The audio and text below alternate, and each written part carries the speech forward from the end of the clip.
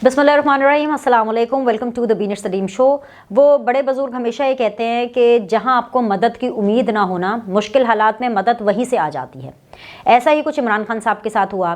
कोई बहुत बड़ी मदद तो नहीं आई है, लेकिन कम से कम इमरान खान साहब को उस मुजरिम का पता चल गया है जिसने इमरान खान साहब के साथ इतना घनौना मजाक किया।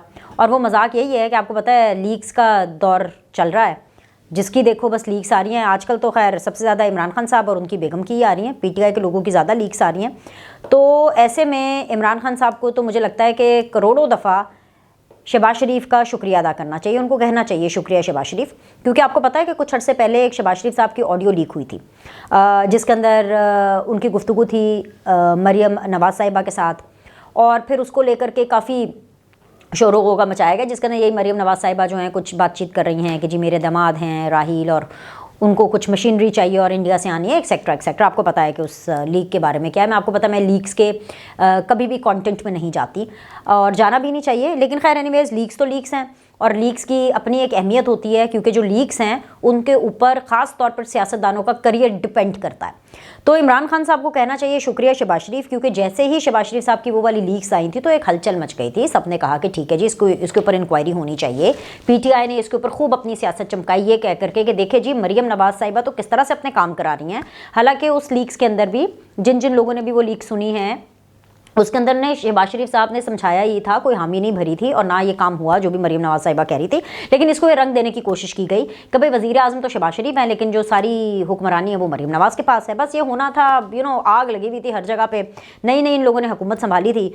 तो तभी शहबाज शरीफ साहब ने बहैसियत प्राइम मिनिस्टर भी एंड ऑफ कोर्स बहैसियत एक पार्लियामेंटेरियन भी एक इंक्वायरी का कहा था कि भाई इसके ऊपर एक इंक्वायरी होगी, क्योंकि ये बड़ी ख़तरनाक बात है। बात ये नहीं है कि उस कॉन्टेक्स्ट में लीक्स के अंदर क्या जो है कंटेंट डिस्कस हो रहा है। लीक्स के अंदर कोई पर्सनल बातें हो रही हैं, कोई प्रोफेशनल बातें हो रही है, कंटेंट से एक तरफ, लेकिन ये लीक्स कॉल रिकॉर्डिंग करना सियासतदानों की, सिविलियन सियासतदानों की, सिविलियन लोगों की, इसमें जर्नलिस्ट भी आते हैं, इसमें बहुत से मीडिया एंकर्स भी आते हैं।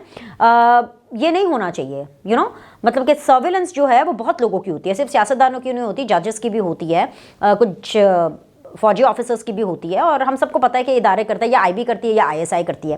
खैर, तो शहबाज शरीफ साहब ने जो है उसी टाइम पर एक इंक्वायरी का बोला था। अब ताने बाने जो हैं वो निकलना शुरू हुए और मिलना शुरू हुए। पता चला कि जी जो एडीसी हैं मेजर अरसलान साहब, जो कि शहबाज शरीफ साहब के एडीसी थे, ऑफ कोर्स वो प्राइम मिनिस्टर हाउस में ही थे, उनके फ़ोन के अंदर ये तमाम तर रिकॉर्डिंग्स होती थी और उनके फ़ोन से जो है वो आगे ट्रांसफ़र की जाती थी। अच्छा, बड़ा एक इसका भी बड़ा एक सिस्टम निकला कि वो जो मेजर अरसलान साहब हैं, वो एक नंबर था उनकी फ़ोन बुक के अंदर, उस नंबर के ऊपर वो ऑडियो भेजते थे या जो भी उनकी रिकॉर्डिंग होती थी। और वो जो नंबर है, उस नंबर के अंदर भी एक ही फ़ोन बुक में एक ही नंबर था, और वो भी मेजर अरसलान साहब का था, और ये अलग नंबर था ऑब्वियसली। और उसके ऊपर वो रिसीव करते थे इस किस्म की रिकॉर्डिंग्स। वो शख्सियत कौन थे? वो शख्सियत थे जी जनरल फैज़।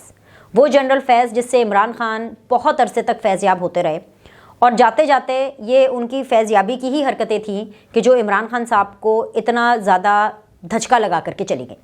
ये जो एडीसी हैं मेजर अरसलान साहब, इन्होंने खुद कहा कि भाई मैं ये जो भी रिकॉर्डिंग्स करता था ये जनरल फैज़ के कहने पर करता था।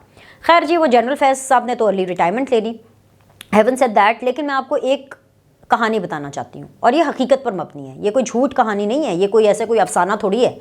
ये असल में जो लाइन है और जो लिंकेज है, क्योंकि फ़ौज का एक मिजाज है कि वो पहले फ़ैसला करती है। इस्टेब्लिशमेंट का हमेशा से ही सियासत में किरदार रहा है, तो फ़ौज का एक मिजाज ये रहा है कि वो पहले फ़ैसला करती है कि जी हमें ये चीज़ करनी है और हमें ये चीज़ चाहिए, ये उनका एंड रिज़ल्ट है, और बाद में उसका रास्ता इख्तियार किया जाता है। जिस तरह नवाज़ शरीफ से गेट रिट करने का, नवाज़ शरीफ को सियासत से बाहर करने का फैसला पहले हो चुका था।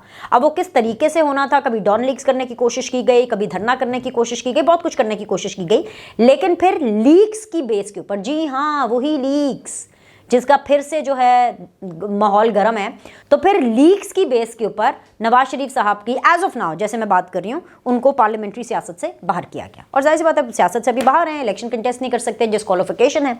सो लीक्स हमेशा से ही इंपॉर्टेंट रही हैं, चाहे वो वीकी लीक्स हों, चाहे वो पैनामा लीक्स हों, चाहे अब ऑडियो लीक्स हों। एज ऑफ नाउ अभी तक तो लोगों को यही लगता है, मुझे भी कभी कभी यही लगता है कि ये जो इमरान खान साहब के हवाले से जो लीक्स आई हैं, अभी तक 6 आ चुकी हैं टोटल, 3 बहुत ही पर्सनल गंदी वाली और 3 जो है उनकी प्रोफेशनली रिलेटेड कंटेंट के पॉइंट ऑफ व्यू से बात कर रही हूँ। लेकिन लीक्स तो लीक्स होती हैं ना, पर्सनल हो प्रोफेशनल हो जो भी बात हो, लीक्स तो लीक्स होती हैं। वो जो 6 लीक्स आई हैं इमरान खान की, और वो जो 3-4 लीक्स हुई हैं बुशरा बीबी की, एक आधा बीच में आप फवाद चौधरी साहब की भी डाल लें, ये जो इस तरह की लीक्स हो रही हैं और हमें लगता है कि इसका इम्पैक्ट नहीं हो रहा। इमरान खान के सपोर्टर्स को, पीटीआई के सपोर्टर्स को कोई फ़र्क नहीं पड़ा। वो इसकी रीज़न नहीं देते हैं पर्सनल लीक्स के ऊपर, वो जो गंदी वाली लीक्स है ना उसके ऊपर ये देते हैं कि सभी ये करते हैं, सभी के आशके माशके चल रहे होते हैं। ठीक है, अच्छा अब सब करते हैं और इमरान खान भी कर रहे हैं तो ये तो उसकी कोई जस्टिफिकेशन नहीं है। पीटीआई का ये भी वतीरा रहा है कि भाई अपनी चीज़ की जस्टिफिकेशन देने के लिए वो अगले को गंदा करते हैं, अगले की बताते हैं। भाई अगर अगला भी वही कर रहा है और आप भी वही कर रहे हैं तो फिर तुसी कायदे चौधरी, फिर आपकी क्यों माने? ठीक है ना।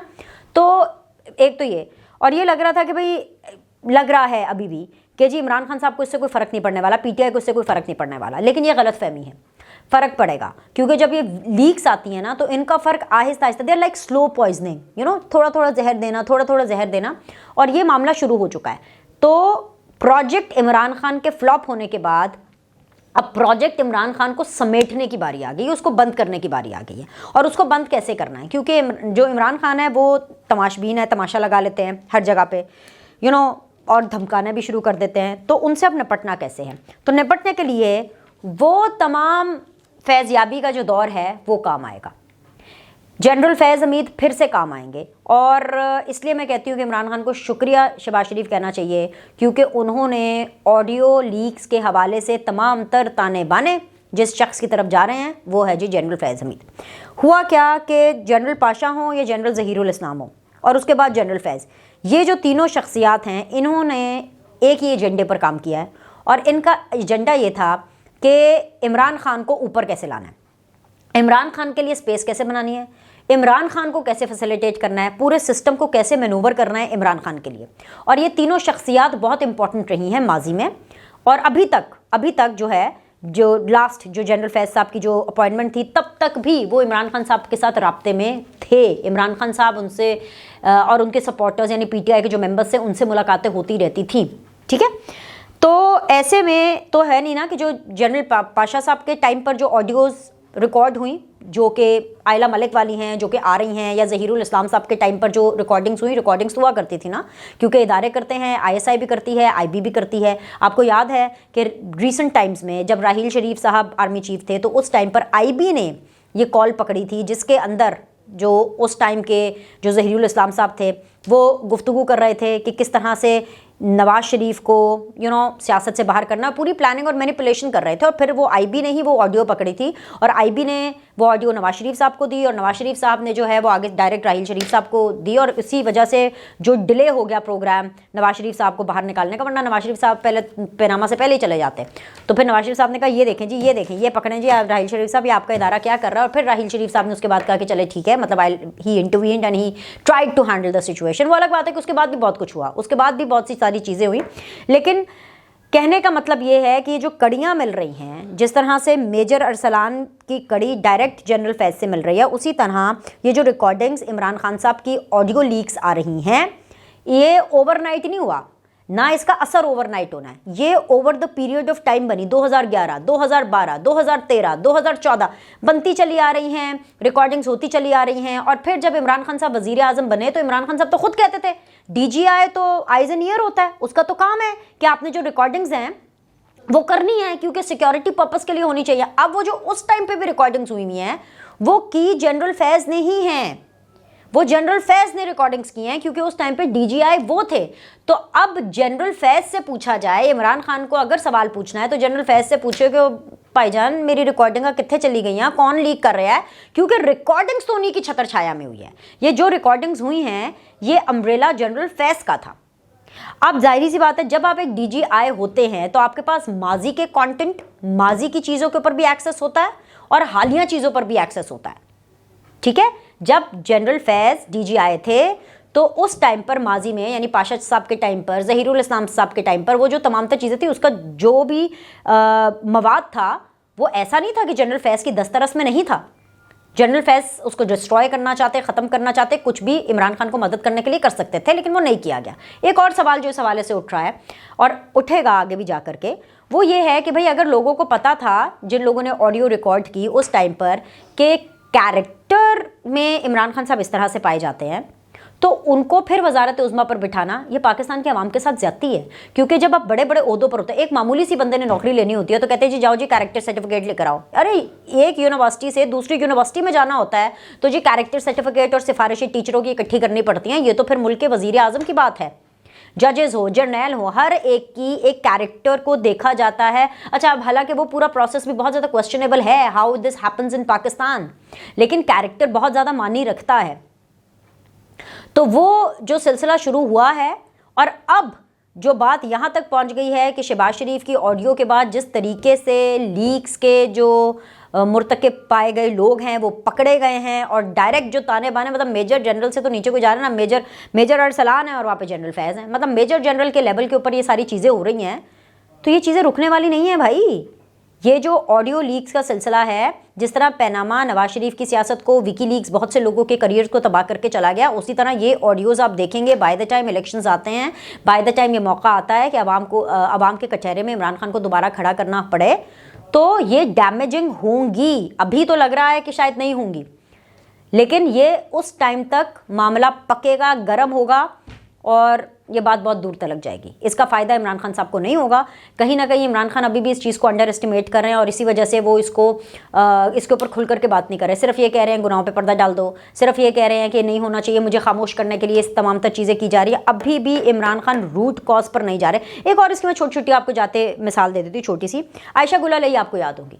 आयशा गुल अलई ने जो एलिगेशंस इमरान खान पर लगाए, जो अपनी पार्टी पर, पाकिस्तान तहरीक इंसाफ पर लगाए, ऑफकोर्स उसके बाद जाहिर सी बात है वो एमएनए तो उनकी रही, लेकिन ऑफकोर्स पार्टी के हवाले से वो नहीं रही पार्टी में, मतलब कि ख़त्म ही हो गई ऑलमोस्ट। लेकिन उस टाइम पर इनको किसी ने सीरियसली नहीं लिया, किसी ने भी नहीं लिया। मतलब उन्होंने कहा कि, या इतनी खुल करके इसके बारे में बात नहीं की। अगर किसी ने माना भी आयशा गुल अलई की बातों को तो इतने खुल करके नहीं माना। अब आयशा गुल अलई ने ये इंकशाफात कब किए थे, उसके बाद आप देखिए कितने साल हो गए हैं। So what I am trying to say is कि ये जो मामलात होते हैं, जो इस्टेब्लिशमेंट डिसाइड करती है कि उनको आगे किस तरफ जाना है, सियासतदानों को किस तरफ लेकर के जाना है, वो धीरे धीरे धीरे धीरे Aahista Aahista over the period of time होता है। उसका असर भी आहिस्ता आहिस्ता आहिस्ता आहिस्ता होता है। पनामा की मैं बार बार इसलिए एग्जाम्पल देती हूँ क्योंकि उसके नतीजे में एक JIT बनी, उस JIT ने जा करके वो तनख्वाह डिस्कवर की जो कि कभी नवाज शरीफ साहब ने ली नहीं थी, एंड वो सारा मामला शुरू हुआ। तो इसलिए मुझे उसकी बार बार एग्जांपल देनी पड़ती है, क्योंकि जब पैनामा आ भी गया, उसका इतना शोर होगा था, फिर भी बहुत महीनों तक वो मामला चलते रहे। 400 से ज़ायद पेशियां नवाज शरीफ ने और उनके पूरे ख़ानदान ने भुगती इस पूरे मामले में। तस्वीरें लीक हुई नवाज शरीफ साहब के साहबजादे की, जिनका सियासत से कोई ताल्लुक नहीं था।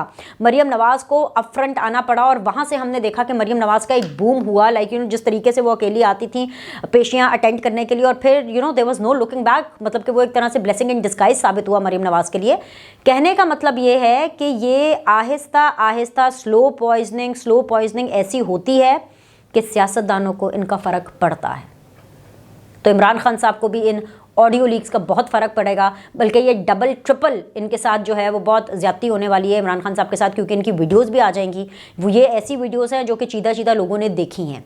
अभी वो खुल करके मार्केट में उस तरह से आई नहीं है, खुल करके उसको हर एक की जगह मोबाइल्स में या हर फॉरम के ऊपर अभी उनको फैलाया नहीं गया, जिस तरह से ऑडियोज़ इमरान खान साहब की आई हैं। तो जैसे ये वीडियोज़ रिलीज़ होंगी और जैसे जैसे वक्त गुजरता जाएगा, पूरा का पूरा जो पलंदा है ये जब रिलीज़ होगा तो इमरान खान को भी फ़र्क पड़ेगा। तो इमरान खान साहब इस भूल में ना रहें, और इसकी कहीं ना कहीं टेंशन इमरान खान साहब को है। अब देखना यह है कि उससे पहले इमरान खान साहब डिस्क्वालीफाई हो जाते हैं कि इन तमाम चीज़ों के बाद डिस्क्वालीफाई होते हैं। लाइक करें, सब्सक्राइब करें। आपसे अगले द बीनर सलीम शो में मुलाकात करते हैं।